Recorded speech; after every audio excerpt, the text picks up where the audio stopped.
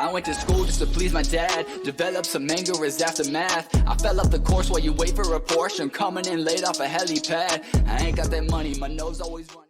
Alright, so I want to cover Disco Solaris one more time because I think I got some things wrong and there's also some things I'm not sure about. So I just want to be open about this. But anyways, the mint, the way that it confuses me is that when they catch these bots, right, they should in theory not let the transactions go through, so these bots shouldn't be getting the NFTs, and they were caught. So I know that 40% got through the firewall, but I'm not sure if that means that they actually got the NFTs. If somebody can please explain this to me, you know, please in the comments let me know, maybe just link like a Twitter or something. But from my understanding, what I thought happened, and what I still think happened, is that the NFTs were reserved through bots, but then the bots got caught, and then they were forced to dump those NFTs that were reserved back into their pool so that people could mint. However, it takes an hour because they're reserved for an hour. So this is why it took so long for them to sell out. This is also why if you continue to do plane after plane after plane for hours on end, eventually maybe you were lucky and you got one. So this is why I thought that it didn't go too bad, because I thought that the majority of the NFTs were still given out to people and not bots. But if I am wrong on this, please let me know. I'm sorry that I said it was like not the worst, you know, drop ever. Again, I was comparing this to the last few failed mints that we had, Soho, Woodlords, and Bright Pals. But regardless, a failed mint is a failed mint, and this was definitely one of them. Yeah, their floor price is definitely seeing that action too. People are not happy. So, you know, I didn't really want to like advocate for them and like, you know, bail them out. I was just saying from my perspective, what I saw was a mint that failed, a system that kind of worked, but made it really frustrating for people to mint. Now, if I'm wrong and those 40% were actually allocated to bots, then this is absolutely the most failed fucking launch we've ever had. 40% going to bots, it ruins the entire project. So if that's true, please show me. I will definitely list this. I'll either post it on Twitter, I'll make a short like 30-second segment on the next video. Like, I want people to know the truth. So sorry if I misled people in any way. That was not my intention. Alright, so I'm gonna be covering Foxhunt. And Foxhunt, these little dudes right here, you can see they're little, I think these are the 101s maybe. This one definitely gotta be a 101.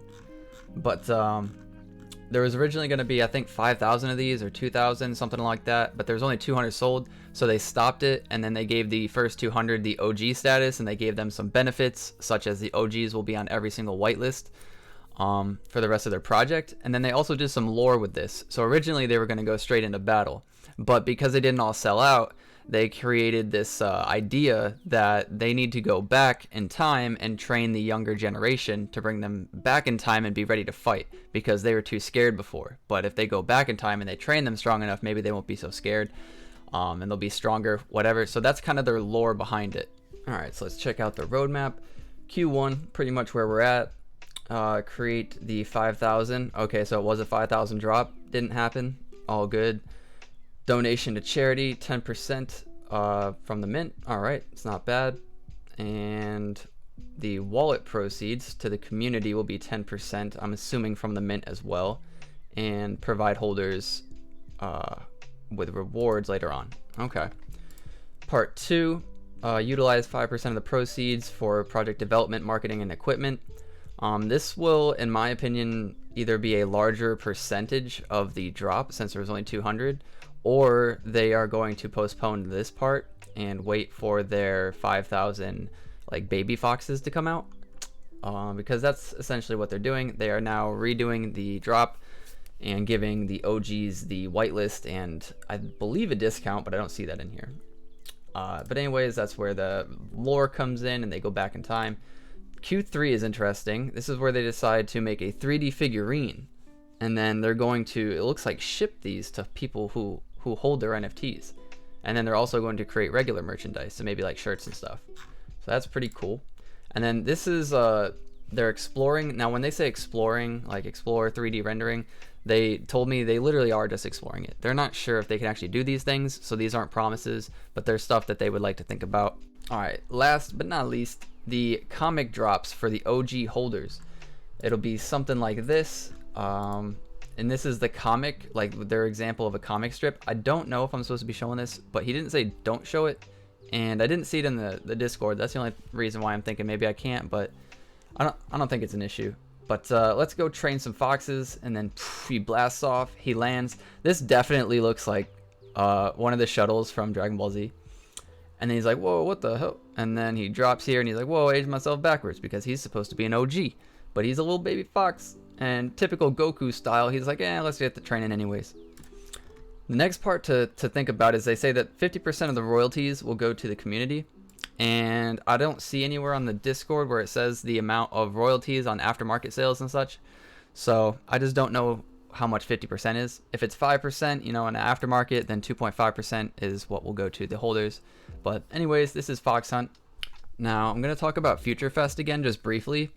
Future Fest is minting today their whitelist, and I am whitelisted, and I am debating at this very moment if I should do it, because the whitelist is only 5 ADA cheaper, which is still nice, and it does give you early access, but there's going to be 10,000 of these and 3,000 of the deluxe versions, which are even more money.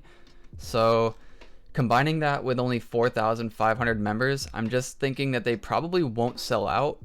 I do like this project, and I'm still debating buying it myself, but I don't know. I'm hesitating here. So I'm in a spot where, like, if I'm trying to play it by the book, I just don't. I don't mint, you know, and I just let it be, because this isn't like my perfect setup trade to try to like make a flip. But if you do like this project long term, I think that their artwork does look freaking awesome, and they're gonna have like really cool things planned in the future, but it just looks like the popularity and the hype isn't here quite yet as far as members go, and as far as wanting to own one of their NFTs. I love their project, and I really hope that they continue to grow, and I'll try most likely to pick one up for cheaper than mint price off of the floor. But I do think personally that the floor will probably be lower than the mint price. But again, I don't think the floor prices really determine what a project is or how well it can do. So we'll have to see in the future really where this goes. Alright, so another project I wanted to cover are ThoseAMAs. I wanted to speak with their creator so that I could actually get some more information about it, because some of it I'm a little lost on, but I'm going to cover the overall idea because he's very busy. And you know, maybe I'll cover it in like a short segment in an updated video or something later on. But anyways, there's 136 handcrafted attributes for these 9,423 NFTs, and let's see, the mission is to help increase and strengthen the decentralization of Cardano. So what they do is they actually get some of their money from the mints and from their own stake pool, and then they allocate that money back to smaller stake pools. And because it costs money to run a stake pool, they're trying to help out small stake pool owners, which is really cool. The mint price was $200 in ADA for their NFTs. I believe they lowered this to 185 ADA. Actually, no, that's still roughly 200. But anyways, we can get to that because they're about to change this price. 40% of this will be paid back directly to holders. A daily snapshot will be taken, and 10 random wallets will be selected and airdropped 375. This looks like dollars each. This will take place every day for 200 days. So that's a lot of ADA.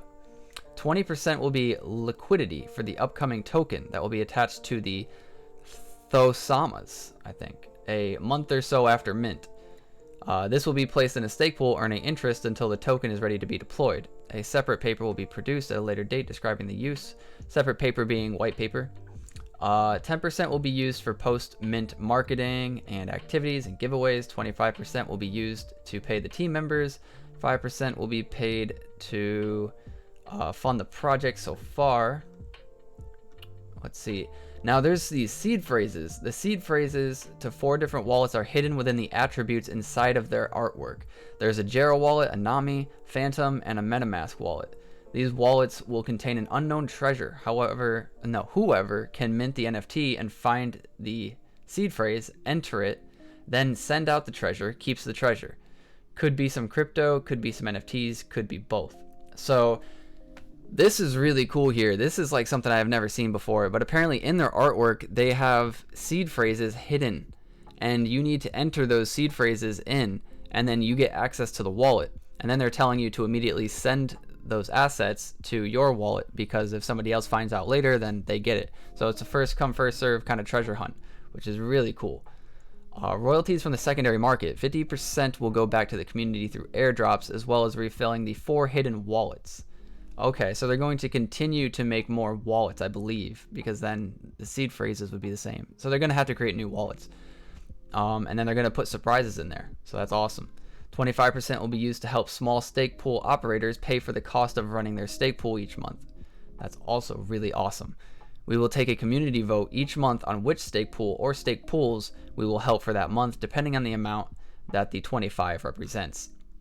Now, they are also giving away a Mutant Ape Yacht Club. So when you own one of their NFTs, it serves as a raffle ticket. And when they're all done selling, they're going to go live and they're going to screen share, and then they're going to enter those tickets into the giveaway and let the bot run, and whoever's picked gets the mutant. So that's pretty cool. I want to show a little bit of what they look like. So here's one of them. Here's another one that's like cyborg-esque. Here's like the king. Here's, I don't know, that's crazy. It looks like diamond teeth. Yeah, these look crazy looking. These are like, what's that TV show, like the Big Heads? It's like that dirty comedy show. Big Mouth, that's it. They kind of give me a little bit of that vibe, just a little bit. But I think these look awesome. Anyways, moving on. So this is the last thing I'm going to cover. They have their important announcement.